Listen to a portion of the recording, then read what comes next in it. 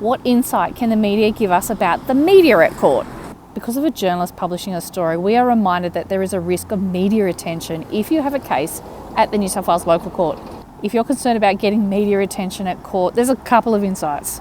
They aren't written down, it's just sort of common knowledge. First insight is the best way to avoid the media at court is to not have a court case. Second insight is don't involve a footballer in your criminal activities. By the way, I don't know which cases the media will publish a story about, but if you're a footballer, related to a footballer, in a car with a footballer's brother, etc., it's usual that these cases will make the news. There's a recent example from Belmont Local Court. To be clear, the footballer didn't do the crime was done to them. But still, a connection to a footballer and therefore a story. By the way, there are other cases in the local court that have a similar charge of stalk and intimidate. They didn't make the news that week, but the one with the footballer did.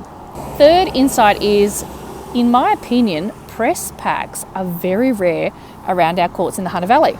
I don't think there's heaps of journos around to actually form a press pack.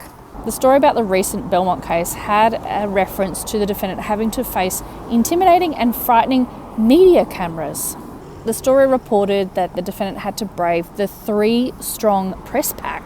Can you call 3 journos at Belmont Local Court a press pack? By the way, I'm at Yass Local Court.